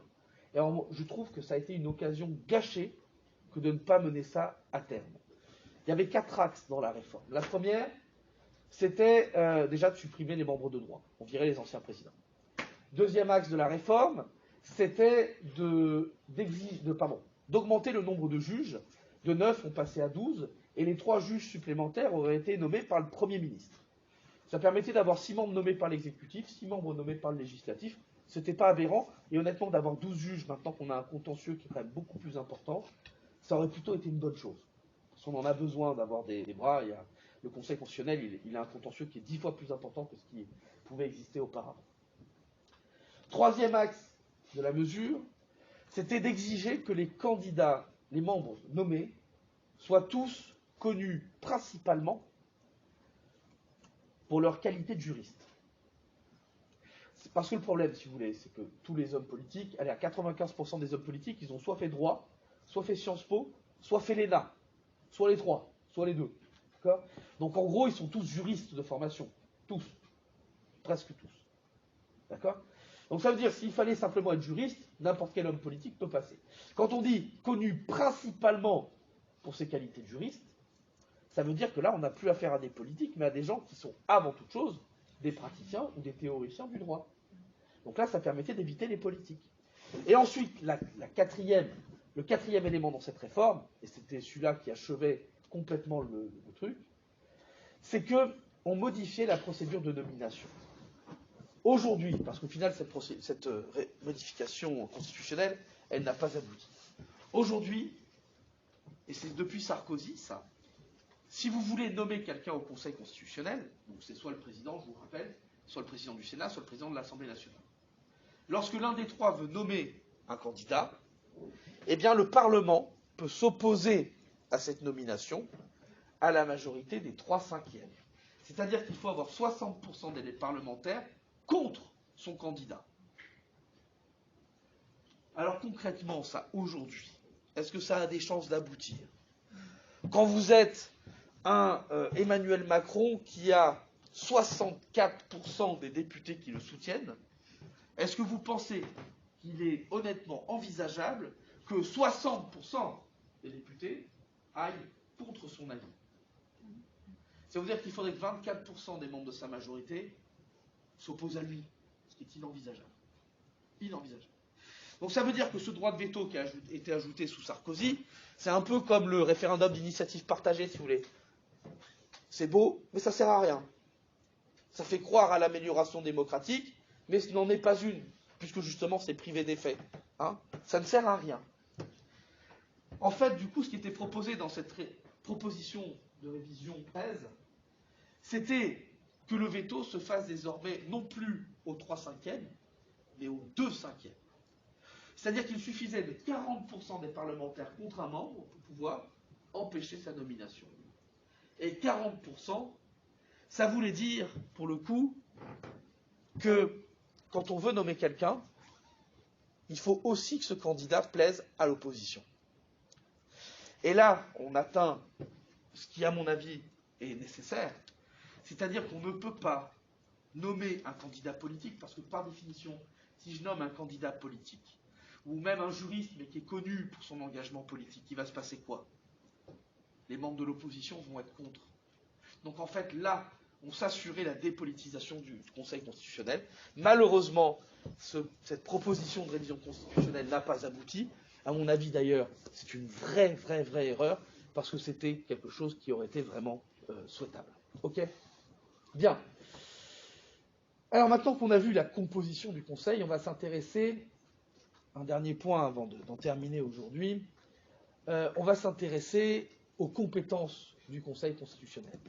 Alors le Conseil constitutionnel a vu ses compétences considérablement évoluer depuis 1958. Il y a en gros le Conseil constitutionnel tel qu'il existait au début, qui avait un rôle franchement plutôt tranquille, et qui servait même, pour être très honnête, pas à grand-chose. Là, pour le coup, c'était vraiment une maison de retraite pour anciens fidèles du parti politique au pouvoir. Ça ne servait pas à grand-chose. Depuis, il y a quand même eu un certain nombre d'évolutions que l'on verra la semaine prochaine. Donc le rôle du Conseil constitutionnel a été littéralement transformé. Entre 1958 et aujourd'hui, le rôle du Conseil n'est plus du tout le même. D'ailleurs, le travail n'est plus du tout le même. À l'époque de 1958, on rendait 4 décisions par an au Conseil constitutionnel. Aujourd'hui, ça se compte en centaines. C'est plus du tout la même. Plus du tout. D'accord? Bien. Alors, avant de voir, parce que là où ça a considérablement évolué, c'est sur toute la partie des compétences relatives au contrôle de la constitutionnalité des normes. Autrement dit, ce qui est vraiment son corps de compétences principal. Mais il se trouve que, ça, donc on verra ça la semaine prochaine, parce que c'est un gros morceau, le Conseil constitutionnel est aussi compétent dans 2 autres domaines, qui eux d'ailleurs n'ont pas évolué depuis 1958. Ces 2 domaines, c'est d'abord de manière consultative.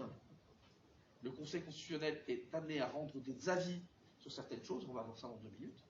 Et ensuite, il a aussi un rôle en matière de contentieux électoral, le Conseil constitutionnel. Alors d'abord, en matière consultative, il se trouve que, on verra que le Conseil joue un rôle déterminant à propos des élections. Eh bien, le Conseil constitutionnel va rendre un avis après chaque séquence d'élections nationales, présidentielles ou législatives. Il va rendre un avis dans lequel il va dire d'abord comment se sont déroulées les élections, ce qui aurait pu être amélioré, et ce qui aurait pu être amélioré.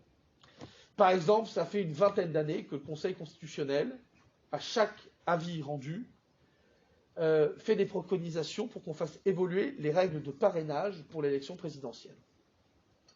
Vous savez que pour se présenter à l'élection présidentielle, il faut avoir 500 parrainages de la part de mai. Le problème, c'est que certains partis politiques, par définition, n'ont aucune difficulté à les obtenir. Le parti de droite, les Républicains, tout ça, il n'y a aucune difficulté. Même pour Macron, il y a quand même un tissu local suffisamment fort. Puis il y a beaucoup d'élus PS qui se sont ralliés à En Marche, donc du coup, il n'y a pas de difficulté pour obtenir les 500 parrainages, mais vraiment aucune difficulté. Et dans le même temps, il y a des partis, par contre, pour lesquels c'est beaucoup plus compliqué. Alors vous me direz, c'est un peu le but. L'objectif de ces parrainages, c'est d'empêcher les candidatures farfelues. Hein, si je vais faire 0,2% des voix, c'est peut-être pas la peine que je me présente. D'accord? Et pour le coup, alors, là, ça marche pas très bien l'histoire. Pourquoi? Quand vous voyez que Jacques Cheminade, par exemple, qui est un illustre illuminé, qui appartient à une secte dirigée par un milliardaire américain qui croit sincèrement aux ovnis, je sais pas, c'est pas une espèce de dérivé des Anunnaki, enfin bref, le mec il est à l'ouest, quoi. Quand vous voyez que 3 fois d'affilée il a réussi à se présenter à l'élection présidentielle et à avoir les parrainages, vous dites que le filtre il marche pas très bien. Mais quand vous voyez dans le même temps que le Rassemblement national ou les Insoumis peinent à avoir leurs 500 signatures, là franchement c'est assez inquiétant. Rassemblement national et Insoumis, à eux deux, c'est plus de 40% des voix au premier tour de l'élection présidentielle de 2017. Deux des 4 candidats majeurs à l'élection, qui étaient vraiment en passe de réussir à aller au second tour, voire de gagner l'élection, 2 sur 4, qui ont eu du mal à avoir les parrainages. Et alors je vais vous dire, c'est pas un secret, hein, je ne suis pas vraiment d'extrême droite. Mais pour autant, ça me paraîtrait complètement aberrant que le Rassemblement national, qui avait eu 600 parrainages, hein. Il en faut 500, ils en ont eu 600. Je veux dire, on n'était pas si large que ça non plus, quoi. Je trouve ça aberrant que le Rassemblement national, bien que ce ne soit pas du tout mes idées, ne puisse pas se présenter. Qu'un parti qui représente 20% ne puisse pas se présenter, alors ça me donne envie de pleurer que ça représente 20%, mais pour autant, le jeu de la démocratie, c'est d'accepter aussi des adversaires. D'accord ? Et là, pour moi, il y a vraiment un truc qui ne fonctionne absolument pas. Le Conseil constitutionnel le reconnaît aussi. Le problème, c'est que derrière, il ne se passe rien. Les préconisations ne sont pas suivies, l'avis n'est pas suivi, mais toujours est-il que le Conseil rend quand même un avis. Deuxième domaine dans lequel le Conseil constitutionnel rend un avis, c'est à propos de l'article 16. L'article 16, vous vous en souvenez, cette espèce de bouse démocratique qui consiste à donner les quasi-pleins pouvoirs au président de la République lorsqu'il y a un danger pour la nation, résurrection de la dictature romaine. Bien. Qu'est-ce qui se passe du coup quand il y a l'article 16 ? Eh bien, le Conseil constitutionnel n'a aucun pouvoir contraignant. Il ne peut rien forcer, par contre, il peut rendre des avis. Super. Alors, ça sert à rien, mais il rend des avis. Alors, il va rendre un avis au moment où on va déclencher l'article 16 pour dire si, selon lui, les conditions sont respectées. Il peut rendre un avis au bout de 30 jours si on lui fait la demande. Au bout de 60 jours, il doit rendre un avis. Et au-delà de 60 jours, à chaque fois que quelqu'un lui en fait la demande, il peut rendre un avis. D'accord ? Et alors, qu'est-ce qui se passe s'il considère que les conditions ne sont pas réunies ? Rien. Rien du tout. Il ne peut pas forcer l'interruption de l'article 16. Donc, en fait, ça ne sert à rien. Et il va aussi intervenir parce que quand une décision sera prise par le président de la République qui porte sur des compétences qui ne sont pas les siennes normalement, il va donner un avis sur ces décisions, savoir si elles sont conformes à la Constitution. Et là encore, qu'est-ce qui se passe si ce n'est pas le cas ? Rien. Ça veut dire concrètement que l'article 16, quand même, pour que vous gardiez ça en tête, le président peut volontairement prendre une disposition qui normalement relève du législateur, violer la Constitution, personne ne peut rien faire. C'est pas beau ça ? C'est beau comme du jus, c'est ça. Bien. Donc voilà pour les compétences consultatives. Ensuite, le président de la République, le Conseil constitutionnel intervient également en matière électorale, c'est-à-dire qu'il gère le contentieux des élections nationales. Alors il va intervenir sur plusieurs élections, il va intervenir sur les référendums, c'est lui qui va recueillir tout le contentieux des élections législatives et sénatoriales, et en matière d'élections, il va avoir un rôle de premier ordre, puisque c'est lui qui reçoit les fameux parrainages, qui déclare officiellement la liste des candidats, qui surveille les opérations de campagne, qui surveille les comptes de campagne, qui vérifie le déroulement du scrutin en envoyant des émissaires dans chaque bureau de vote, qui reçoit ensuite les plaintes et les contestations de l'élection, etc., etc. Vous voyez que le rôle, pour le coup, en matière électorale, il est vraiment fondamental. Alors, pour vous donner quand même un truc qui, moi, me rend dingue, vous savez qu'en France, on a facilement tendance à faire la leçon au monde entier et à dire aux autres ce qui devrait être plus démocratique. Et on a notamment cette tendance fâcheuse qui consiste à dire que oui, mais regardez, il y a eu des fraudes électorales dans tel pays, donc c'est pas une démocratie. Donc ça veut dire que nous, on est tout à fait irréprochables sur le plan des fraudes électorales. Bon, vous êtes d'accord avec moi que si jamais vous venez en examen et que je vous chope avec une liste de pompes comme ça planquée quelque part, il va se passer quoi ? Vous n'aurez plus le droit de passer l'examen et vous serez interdit d'examen pendant 5 ans. Que vous ayez pompé ou pas. Vous avez tenté de tricher. Même si je vous ai eu avant que vous ayez réussi, vous avez quand même tenté de tricher. D'accord ? Bien.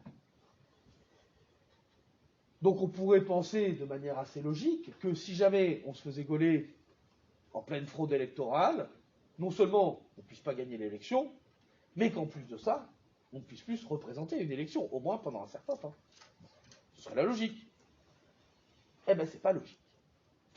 En France, on a ce truc mythique qui existe dans d'autres pays, hein, mais je m'en fous des autres, mais ce qui me pose un problème, c'est dans le mien. On a quelque chose d'assez extraordinaire, c'est que une fraude électorale n'emportera l'annulation d'une élection qu'à la condition que ce soit cette fraude électorale qui ait permis de gagner l'élection. En gros, si je fais 55% des voix et que ma fraude, elle m'a permis d'avoir que 4% des voix, je suis en place.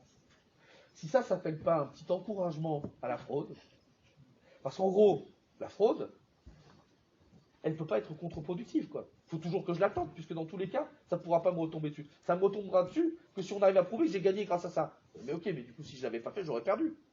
Donc on a toujours un intérêt à frauder. Et il y en a un qui l'a bien compris, ça. Patrick Balkany. Patrick Balkany, je pense qu'un jour, je vais me faire un poster de lui. Je le trouve mythique, ce type. Ça fait 30 ans qu'on sait qu'il truande toutes les élections. C'est le plus grand escroc de la République, depuis le décès de Charles Pasqua, quand même, il faut lui reconnaître ça. Il avait des maîtres avant lui. Mais, et ça passe. Et ça passe. Et les Levalloisiens continuent à voter pour lui, ce que je trouve absolument incroyable. Bon, bref, Patrick Balkany, on a réussi à une élection législative à prouver que chacune portait à peu près sur 1000 voix. Pour les fraudes en question, je vous en donne quelques-unes qui étaient drôles. Il a fait voter des morts. Les membres du personnel municipal qui résidaient en dehors de la commune ont voté 2 fois dans leur commune et à Levallois. Ils ont affrété des bus pour aller chercher les Alzheimer en maison de retraite en leur filant le bulletin de vote dans l'enveloppe. Ils n'avaient qu'à poser. Il y avait les urnes qui, bien évidemment, étaient déjà pré-remplies. Ils avaient exclu des listes électorales des opposants politiques connus. Bref, je vous en donne que quelques-unes. Hein. Il y en avait 10 des fraudes différentes, chacune pour à peu près 1000 voix. Okay, sachant qu'il a gagné l'élection avec 3000 voix d'avance. Donc, assez logiquement, 3000, 10 000, ça a permis de gagner. Là, pour le coup, même en respectant cette règle complètement absurde, même là, il y avait de quoi annuler l'élection. Alors, le Conseil constitutionnel a eu une décision absolument historique. Là, pour le coup, autant je vous dis d'habitude, les décisions, elles sont quand même assez rarement contestables. Celle-là, elle est plus que contestable. C'est qu'en fait, le Conseil constitutionnel a dit oui, mais on n'est pas sûr qu'il n'y ait pas eu de cumul entre les fraudes. Peut-être que c'était toujours les mêmes 1000 qui étaient concernés. Donc ça veut dire qu'il fallait que le type soit à la fois Alzheimer en maison de retraite, mort, salarié de la commune. Enfin bon, bref, c'était complètement surréaliste, quoi. Évidemment que là, il y a eu une volonté de sauver l'élection de Balkany. Cette décision-là, honnêtement, c'est la décision la plus scandaleuse du Conseil constitutionnel, dont pourtant je suis plutôt défenseur. Mais alors là, il faut reconnaître que ça a été une honte totale pour l'institution. Vraiment. Ok ? Bien, voilà du coup pour ce qui est du contentieux électoral. La semaine prochaine, on va s'intéresser du coup à toute la partie sur le contrôle de la constitutionnalité des normes. Je termine un peu plus tôt, mais alors bizarrement, j'ai moins dépassé qu'avec d'habitude. D'habitude, le premier groupe, je termine à la demi, et avec les autres, j'ai du mal à terminer à l'heure. Bah là, vous bénéficiez d'un petit 10 minutes de rabbin. Voilà. Allez, je vous dis à la semaine prochaine. Monsieur, Oui. mais du coup, si j'ai bien compris, le système pour les élections, là, c'est complètement corrompu. Bah, le problème, alors c'est pas complètement corrompu, parce que heureusement que tous les candidats politiques ne sont pas corrompus, mais oui, des fraudes électorales, il y en a énormément. Il y en a énormément.